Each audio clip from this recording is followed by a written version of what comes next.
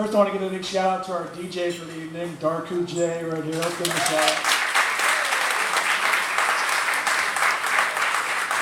And also, thanks to everyone here at the Shrine for giving us the space tonight and letting us be here. I hope you guys are getting drinks and supporting what they do here. How many of you guys have been here for a concert before? Yeah? All right. Well, they have a lot of great things coming up. You can see the list of all the bands coming up, so come back and support your local venues. We also, at Booksmart, have a lot of fun things between now and the fall coming up. I don't want to give you the full list, but if you go to the website, you can see it. A lot of fun experiential things, everything from cookbooks to a Wes Anderson celebration and everything in between. So I hope you guys will come out to that. This, on a bucket list of author events we've wanted to do over the last 6 years, has certainly been high on that. How many of you guys have read House of Leaves? How many of you have read Only Revolutions? Has anyone had a chance yet to fully read the first volume of The Familiar? Okay. And it feels so great to be here kind of on the beginning of this journey, this multi-year, multi-volume journey, having Mark here for Volume 1 on a rainy night in May. So perfect, we planned that perfectly, and we couldn't be more excited to have him here. Mark's going to read, take some questions, then we're going to sign books, and just have a great time. So let's please give a warm Tulsa welcome to the one and only Mark Danielewski.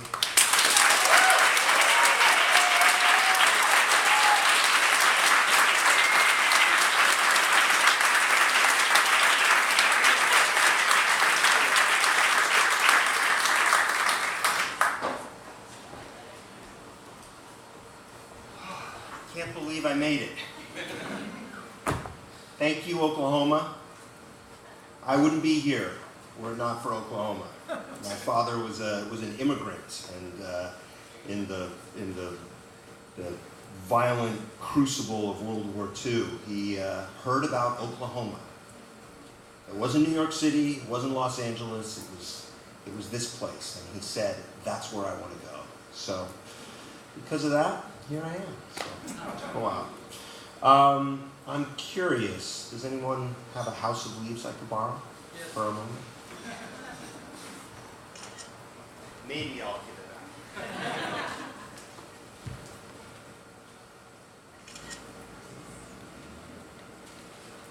So a lot of the times you see all these, you're aware of all these connections going on,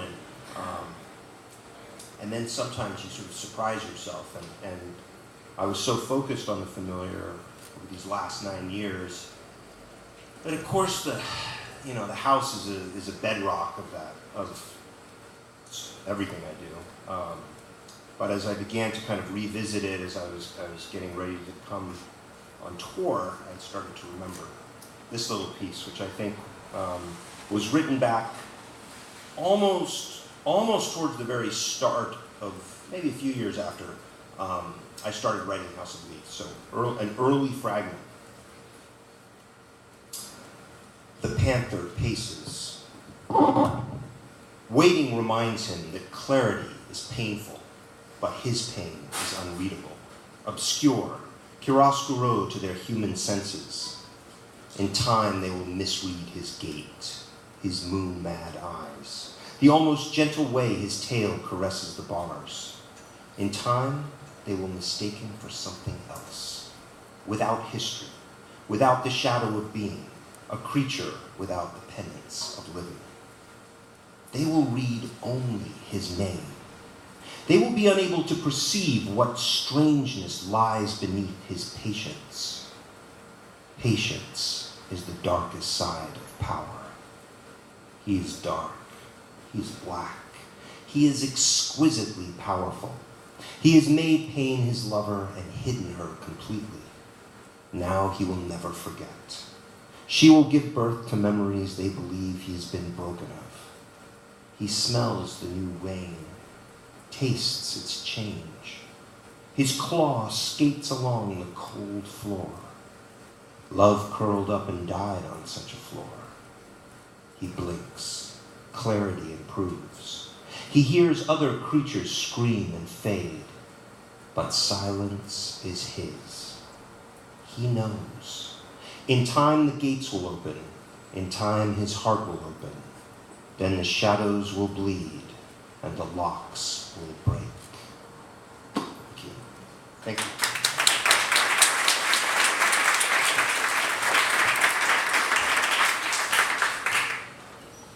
So, I don't even know how to talk about this book, let alone read from it.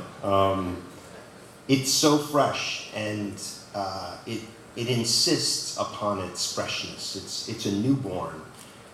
Usually, when one finishes a book, there's actually a period of many, many months where you can kind of begin to distance yourself from that experience. But with this, it was immediately on to volume 2, and I was just finishing volume 2, so it was ready to be printed before I got on a plane to start the tour. And I realized that so much of what I was doing was just put into how this is growing and developing and what it's becoming, that I really didn't have an opportunity to start to think about how to even talk about it. So maybe you can help me this evening figure out how one talks about something that is just a beginning. And yet in the same way, it is kind of an entire moment in itself. As the single individual, I believe, who finished the volume already knows.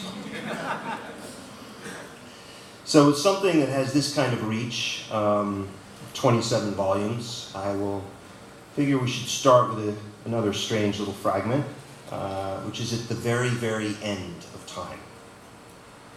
Not, 100 years or 300 years or 1,000 years in the future, but billions of years in the future, trillions, where time itself has begun to dissolve, the very end of things. Our common horrors, astral omega. One by one, our skies go black. Stars are extinguished, collapsing into distances too great to breach. Soon not even the memory of light will survive. Long ago, our manifold universes discovered futures would only expand. No arms of limit could hold or draw them back. Short of a miracle, they would continue to stretch, untangle, and vanish, abandoned at long last to an unwitnessed dissolution. That dissolution is now. Final winks slipping over the horizons share what needs no sharing. There are no miracles. You might say that just to survive to such an end is a miracle in itself. We would agree, but we are not everyone. Even if you could imagine yourself billions of years hence, you would not begin to comprehend who we became and what we achieved.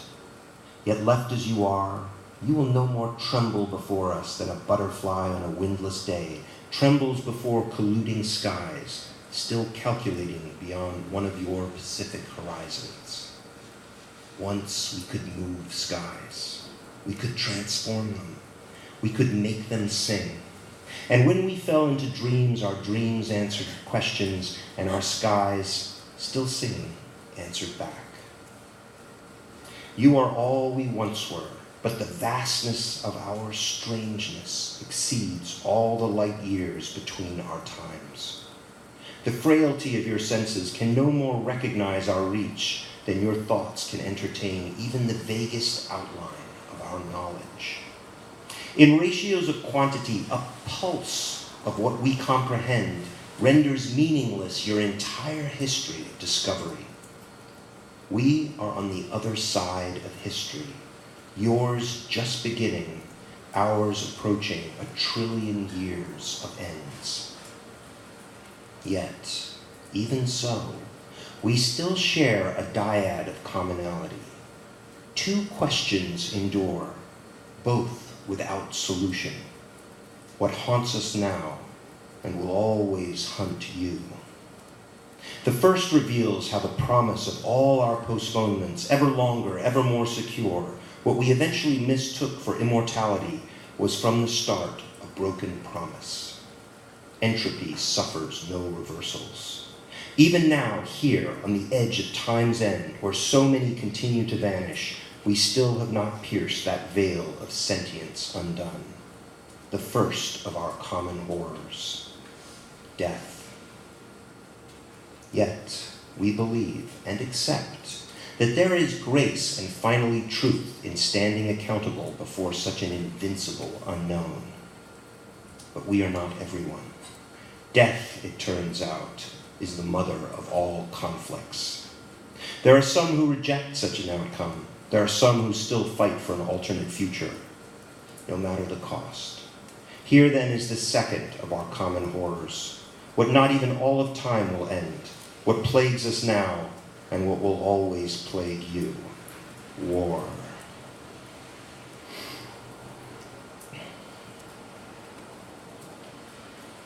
So now we'll just kind of plop down in the middle of it.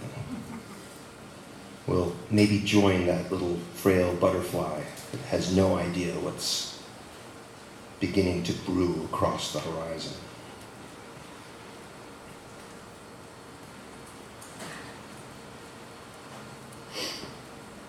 I guess the only piece of information you need to know is that Xanther is 12 years old.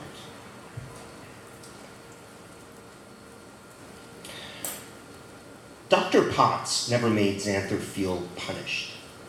And eventually the consequences of this really sank in. Xanther getting the drift that these were her 50 minutes.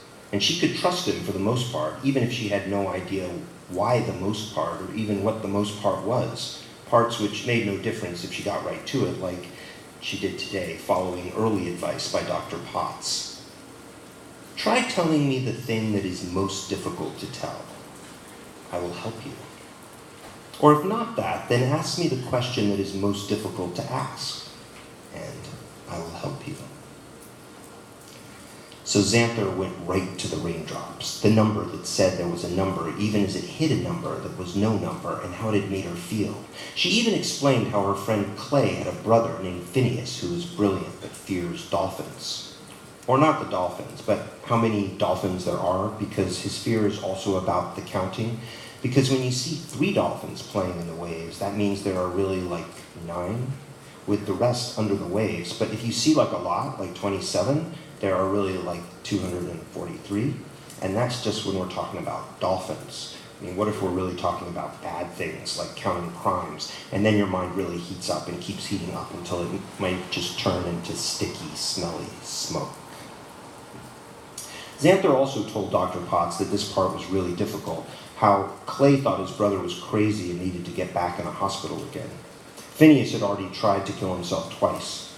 Like Xanther, he's left-handed. Clay's called him schizo. Actually, more than that. Phineas can solve a Rubik's Cube in under 5 minutes. Do you think you're crazy? Xanther can't even solve one side in 50 minutes. White still patched with red, yellow, and green. Do you think you had a seizure on the way over here? I thought I did, or I was about to. Did you tell your dad? No. Along with the question song, seizures is the other thing she and Dr. Potts talk about a lot. Even if Xanther would prefer not to. Since December, she's been seizure-free.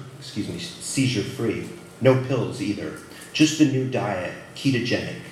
Xanther doesn't mention how she always sees a brass key clutched between her toes, but she does describe her hunger. Thirst, too. I can eat a lot, and I know I'm full, like I can see what was on my plate, but I still feel so craving and thirsty. I drink water, but like the water doesn't seem to answer the thirst. Does that make sense? Even during this session, while replacing by a flip and a right double twist, one yellow tile with another white tile, the subject comes up. Dad, too, was so sweet at square one. I could see he wanted the French toast. I told him I didn't mind, and I really didn't, but he still had to have what I had. Why the frown? I'm getting some big surprise this afternoon, and I'm not even excited. Because your parents do so much for you already? Xanther nods. Like these visits here? Yup. and visits with other doctors too. Even my food, and please, it's not like I'm a total idiot, right? I know it costs money. And even though Dad seems pretty happy, especially today, or well, okay, not happy, but really relieved, are they the same thing? Sorry, because like he's supposedly getting some money, a lot of money. I overheard this, sorry, I worry a lot about Frey and Shast, like they're, getting the short end of the stick. Dr. Potts smiles. What? You have epilepsy, and they're getting the short end of the stick? Do you want to explain that math to me? Xanther gets rid of a green tile, only to find 2 more red tiles messing up her white side. Cogsworth once said he solved the whole thing in under 5 minutes. I just pulled all the little pieces apart and put it back together. Cogs is the real genius. Probably because she doesn't know what to say, and because they just have a little more time left, Xanther thinks about the other most difficult thing to tell. What's going on with Parcel Thoughts, that app, and the horror sphere, but instead explains all about the phone calls and emails Les Parents are screaming about. I don't know, it was my dad's friend, Mephisto, big fro, super genius, or just super crazy. I think he babysat me once. For some reason, he decided to use my parents' info as contact info for this big ad campaign with promises of like huge Costco discounts and even cash. And the phones haven't stopped ringing. Supposedly a prank. I guess I don't understand what a prank means. Isn't there supposed to be a laugh at the end of a prank? In theory. Yesterday I tried to tell Mom how all these calls are kind of like an attack. Like so much coming in, you're paralyzed. Except at home, the lights stay on. In December, the lights went out. Oh yeah. Xanther hates talking about the funeral. Just thinking about it makes her tingle and want to gasp. She can even start believing it's happening all over again. That bad. Xanther ended up in the hospital. Sometimes I think thinking the wrong things brings on, a seizure.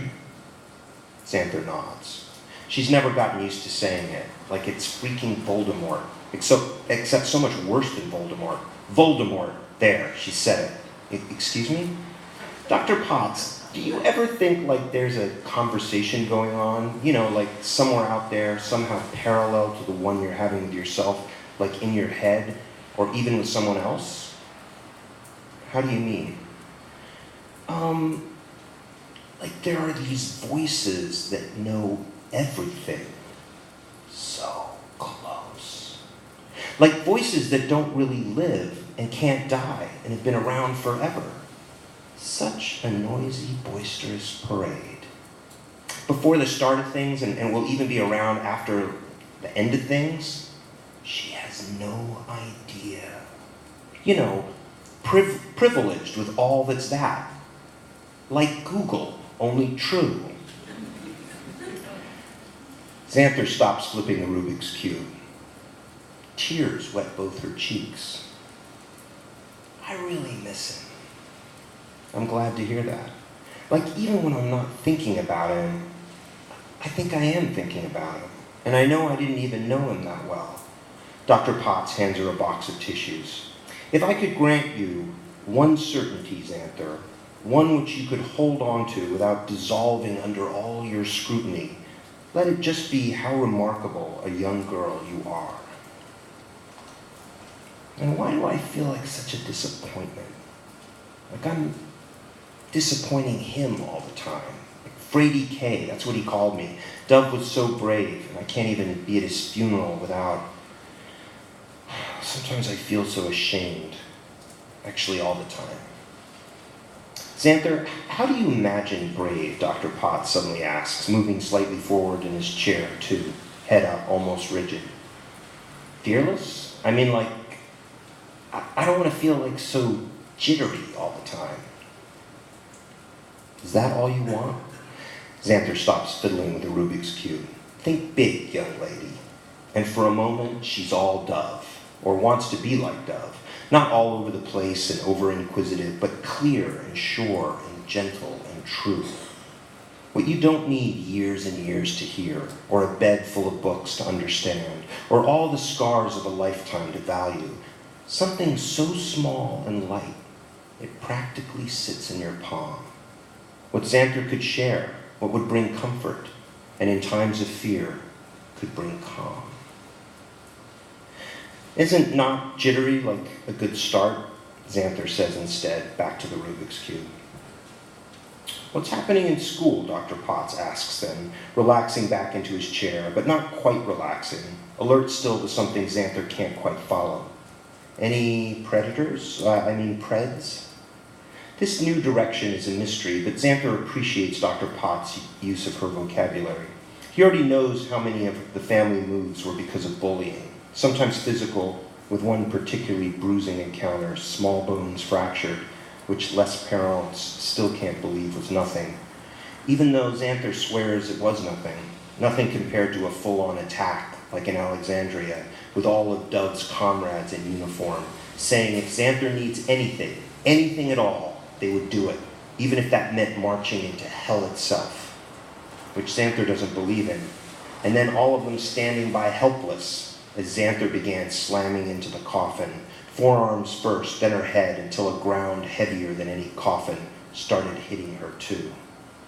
Nothing any gun could prevent, only stop. Xanther kind of wishes one of those holstered guns would have made her stop, for good.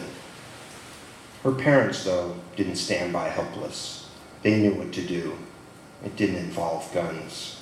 Though when Xanther got out of the hospital, she looked like someone had pistol whipped her. No school beatings will ever come close to that. And anyway, the school beatings part is pretty rare. Preds are at their worst when they get other kids to wall up, start calling her names, calling her weird, finally just looking through her, whispering through her as if whispers and her were never there to begin with, which generally doesn't happen until she gets afflicted, as one kid once hissed. Where was that? Georgia? Some teachers tried to step in, but that made it worse, because no teacher is going to be her friend, and no kid is going to be the friend of a kid who only has teachers for friends who aren't even friends. Probably because of Dove, something he'd said, what exactly she can no longer trace. Xanther has never given up the names of her assailants, even to Dove, who one time had gotten out his gun. Though also because of Dove, which Xanther can trace, him telling her, always speak out your situation. Xanther is never hidden from her parents when the Preds have found her. Fortunately, Thomas Starr King, or Karma's torn sight, as Clay calls it, isn't so bad. Xanther senses something cruel there, but not triumphant. Already she's made some friends. She's even confided in them about her condition, and they seem cool with it and able to keep her confidence. No rumors run the school campus yet. Of course, none of her homies had seen a seizure, though they all seemed pretty shocked by the aftermath marked out on her face at the start of this year. That was 2 weeks after the fact, and her face had gotten the least of it. Elbows and shins could keep hidden. Clay said to tell everyone she tried to catch a Christmas tree, which beat wiping out on her razor, which she'd done plenty of times, or a Runyon. Hello, the latest scabs on her knees, because isn't catching a Christmas tree so ridiculous it's not a lie? Which she never needed to tell anyway, because no one at school asked her what happened. Xanther tracks a white tile around 5 sides, flip, twist, flip, flips on flips, bringing it to rest among its white kind with only a red and green remaining. Preds don't see me there, Xanther speaks up. I'm invisible to them, to most kids actually. Though there is this one kid, big, like grown-up big. No way he's 12 or even 13. Dendish Maurer, scary for reals. Smokes, chews when he's not smoking, supposedly sells Molly, fizzing all the time. His cruise likes Preds for sure. More twists to flips, a green tile's turn, a second to last white to track. He started picking on my friend Byard. Nothing too bad, just jabs, saying mean little things, some threats, not too loud, mostly like he's teasing. Byard tries to ignore it, but I can see it makes him sick. He and Dendish ride the same bus, which is the perfect place to bring up probably today's most difficult thing to tell, her phone. Well, not the phone itself, pink and rad. Average number of texts. It's not like Mephisto put Xanther's number out there. Anwar would have gone dove mad if Mephisto had gone that far. Astaire even worse. No, this was about the horror sphere. Mayumi already warned her this morning. They all did. Mayumi in text. Most Sebbies got it. Cogs. Bye-bye got it the worst. Byard. Bye-bye's cool like a jewel. Clay. DGAF. Burn their lives down. Josh. IMHO. I look better. Some creepy app called Mute All Hate. Emoji makes it way harder for the adults to catch on, Clay claims, and with good reason. The app's way sicker than Ugly Booth or Zombie Booth, does with pixels what knives and rusty can openers could do to your face. Dove, I know, would do something. He'd stand up for his friend, and I know I should for Byard, but I don't know how. Dendish comes near, and I mean, like, I even see him down the hall, and I freeze. Talk about Frady K. Xanther can't even look at some pictures on her phone. You're not going to tell Les Perrons. Should I? Dove could look anything in the eye. I can't. Not even my friends, my parents, not even you. As if to prove it, too, Xanther tries to focus on Dr. Potts' eyes. Keep there for what, like a second? And though she finds nothing but warmth, she doesn't last, not even a second, because, like, what's he looking at and how at her, and with her looking at him too, probably understanding something she's thinking without her understanding what she's thinking, and no question it's something he'll have to do something about, right? Especially if she keeps this up, this looking at him, right? Something she won't know how to respond to, defend, or answer, the edges of the room darkening, temperatures dropping, and all because of two concentric rings of blue, tiny too, surrounding an even tinier black dot. Before Xanther skitters helplessly off to the bridge of Dr. Potts' nose, to his beard, all the salt and pepper hair around his lips, retreating even further to relief, blind, unthinking, and certainly questionless. The last tile twisting into place at least, as Xanther whispers, defeated. See? Dr. Potts smiles at her victory. A mess of color on 5 sides, but with the 6th all white. Progress, well done. Now tell me one last thing, whatever comes to mind, as we only have a minute left. Dr. Potts often says this. Xanther figures it's a time's up technique. But does he do it with all his patients, or just Xanther? Not that she objects. She'd hate to have to impose on him, let alone on Anwar waiting for her outside. Taking extra time, that would mortify her. Did his life flash before his eyes? What? Dr. Potts looks caught off guard, even a little bewildered. Who? Before he died, Dove, did like his life really flash before his eyes? Oh. What? That's not what you said. I didn't? Did his love flash before his eyes? That's what I said? Dr. Potts nods. Are you sure? Yes, and I'm sure it did.